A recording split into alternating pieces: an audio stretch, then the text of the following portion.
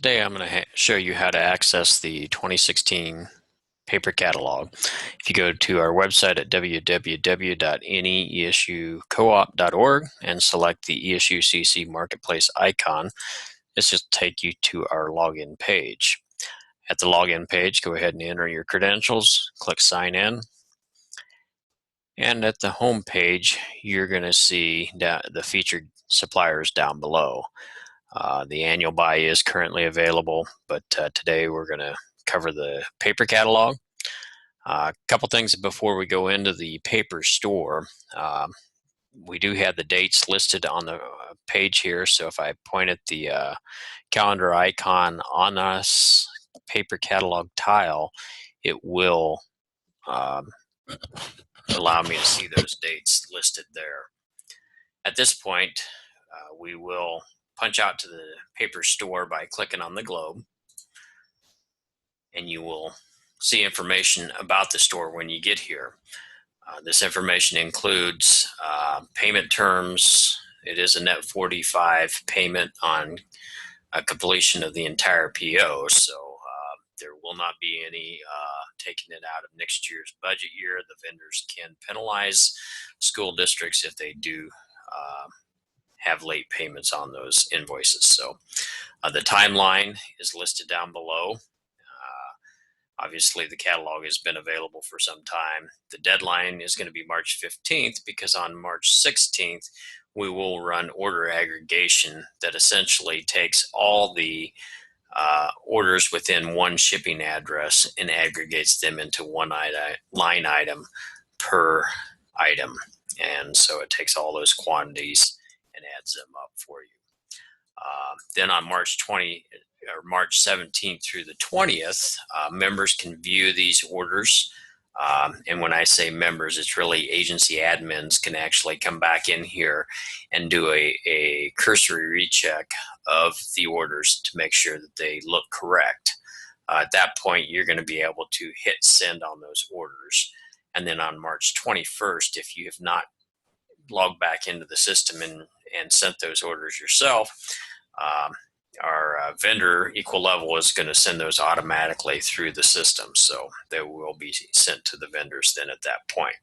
So when you get done, you're going to see that your purchase order for paper is in a created state.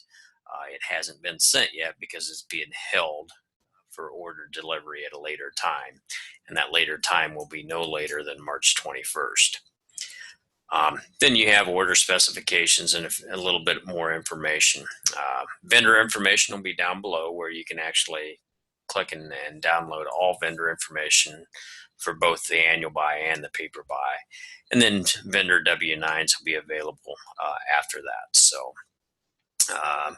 at this point, I'm going to show you how to search the catalog though.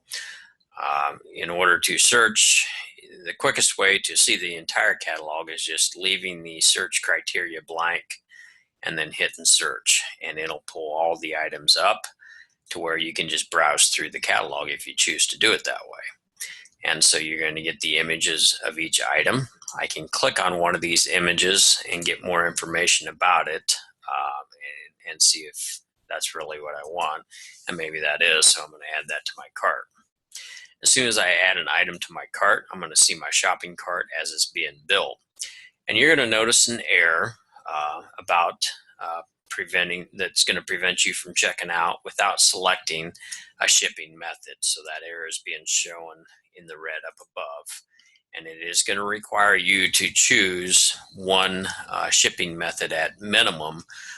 If you order from both vendors that are available on the annual buy, then you should probably go ahead and select a shipping method per vendor, then one for each vendor. And so those we'll go into a little bit later. So that's one way of searching. Another way is just simply by entering in an item number from our PDF catalog. So if you enter 400 141 and hit search, that's going to bring up all the pallets that we have available. And you're going to notice 400 141-1 PLT is one pallet, and the quantity is one. You probably should never add more than the quantity of one on the pallets, because you're going to get price breaks the more you order. So if you order, say, 6 pallets, you're probably going to get it at a cheaper price than you are just 1 pallet. So pay attention to the listings. We have pallets 1 through 21. 21 pallets is a full truckload. So if you look at that and calculate that out, 21 pallets, you're going to have a lower price than if you were ordering just 1 pallet. So keep that in mind. But so at this point, that's 2 different ways of searching. The other way is by category. And you notice some categories changing here, but right now, because I entered some search criteria, these categories listed are only pertaining to the search criteria I entered up previously. To see a full list of categories, if I come up to all products, I get a drop down window and I can see all the different types of categories that we have. So we have by weight, we have by the brightness, color copier paper, whether it's cover stock, inkjet printer paper, laser printer paper, light packs, mixed packs, pallets, pastels, and premium copier paper. Along with that, then we also have the shipping and handling that's good. You are going to have to select before you check out. So say I wanted a 65-pound item, and this is cover stock. And so as I scroll through here, I find that I want maybe a tan or a gray cover stock, and we'll select gray here. And I want 2 of those. I can add those to my cart, and I can see my cart being built. And so then I can come back here and say, oh, maybe I want that inkjet also. I only want 1 case of that. And make sure you pay attention to that, because that is 5 reams per case and not 10, as some others are. So make sure you pay attention to the unit of measures in here. If you have any question, contact us. At this point, I will go ahead and select one more item. This is a mixed pack item. And so within this case, you're going to get mixed colors with that. So, and you have 2 options there for that. So I'm going to go ahead and add this one to my cart.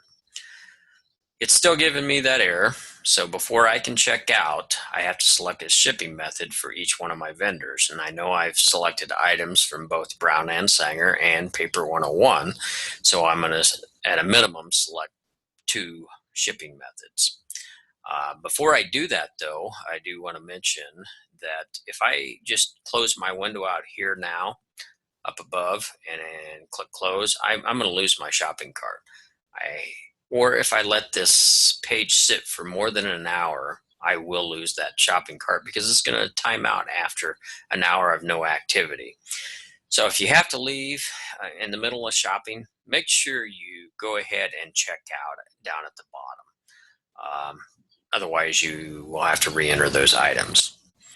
So if I come back up, the last thing I need to do before I can check out is actually select a shipping method. But before I do that, I do want to mention the quick order feature. This feature is going to be kind of hit and miss this year. And so the part number that it's looking for is the supplier part number that's provided in the PDF catalogs. And we've had a number of those part numbers change. So that's why I say it's going to be hit and miss. So I probably recommend that you not even use this feature.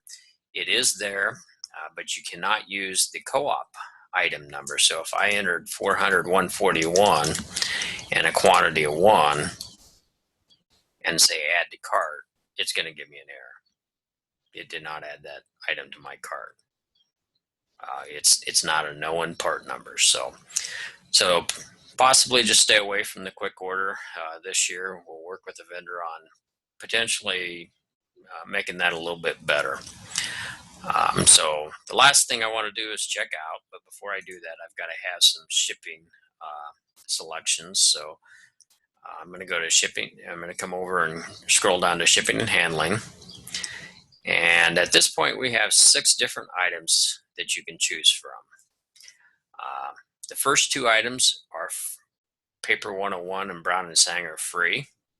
That means essentially The vendor is going to deliver the paper to you. They're going to pull the pallet to the back of the truck. You are going to be required to lift it off the truck and down to the ground. That is what has been bid in the past, and that's what continues to be bid. So the free service doesn't cost you anything, but you do have to have a method of getting it off the truck. The second service is lift gate services. And so we have a Brown & Sanger lift gate and a Paper 101 lift gate. Brown & Sanger's lift gate, if we look at that, it's $125. But for that, the driver will lower this to the ground, and that's all they're going to do. They're going to lower it to the ground and set the pallet off their lift gate, and then you're going to be responsible for moving it inside. Brown & Sanger has bid this as per order. So it's $125 per order if you have that service. And so if you order a truckload of paper from Brown & Sanger, it's going to be $125. So that's not the case with Paper 101. So with Paper 101, you need to really look at the description. And in that description, the quantity of 1 means that anything from 1 to 4 pallets.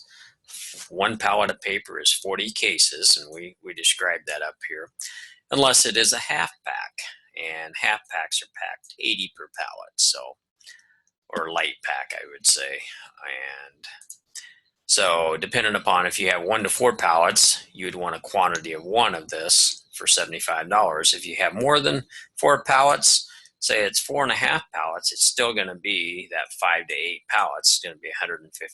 So it's the next step up. So you would add a quantity of 2 up above here. Likewise, quantity of 3 is going to be 9 to 12 pallets, and so forth. So if I add this to my cart, I have Paper 101 with liftgate services. Say maybe I did order some pallets, and I want that service.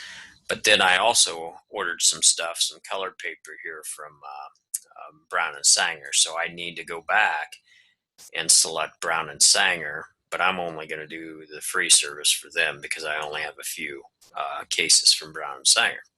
So I'm going to add that to my cart. At this point, I'm ready to check out.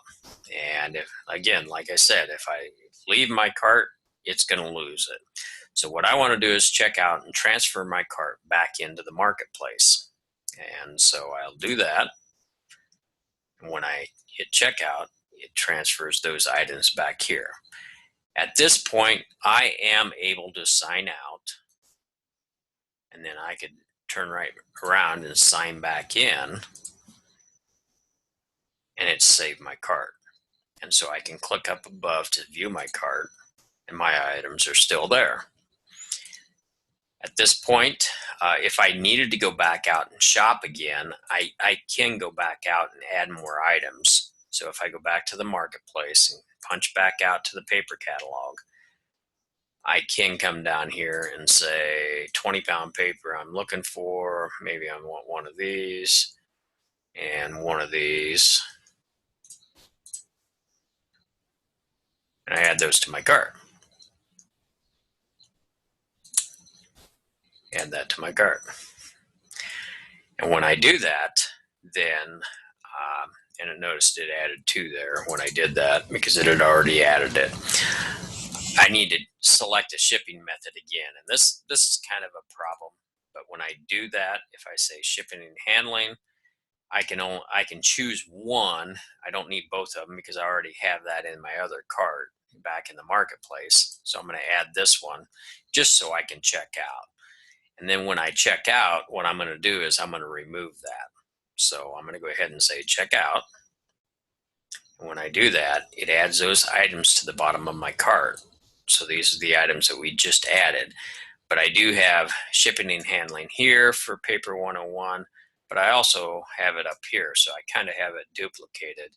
What I want to do is I'm going to remove one of these. I'm going to check box, and say remove selected, and say OK. And so I've removed that now. So at this point, maybe my paper order is done.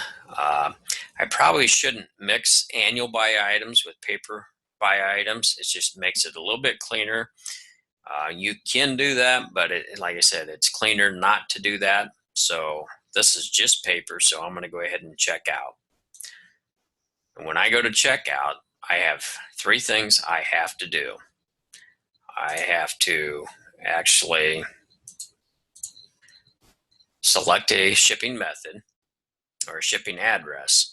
And so if I didn't want this item shipped to the Holdridge, but I wanted it shipped to maybe Ainsworth, I would come up here and select that address.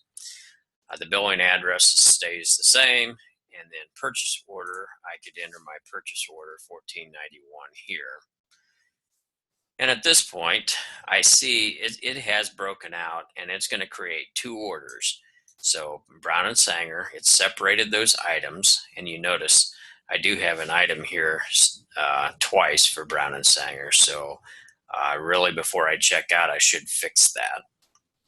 And at this point, I have my Paper 101 order put together down here, and you see I've got one shipping method here. So in order to actually remove this item, I would still have to be in the shopping cart. So I could go back to my marketplace, come back up here to my shopping cart, and find that extra Brown and Sanger shipping method and remove that. So here it is, and I'm going to say remove selected, say okay, and now I can go back and check out again. Just do a quick cursory over my order, and I see now I've got it listed here. That's good. And I did have two on the Paper 101 too, so I should have probably removed that one of those too. But at this point, I would go ahead and place my order. So making sure my three items are done here for this, and then I would say place my order. At that point, it would go into the approval chain, and the first approver in the chain would receive that, and they would need to approve this.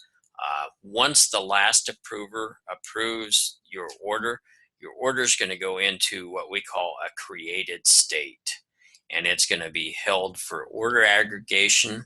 After order aggregation happens, then the agency admin can log back in and review that order one last time before it's sent to the vendor.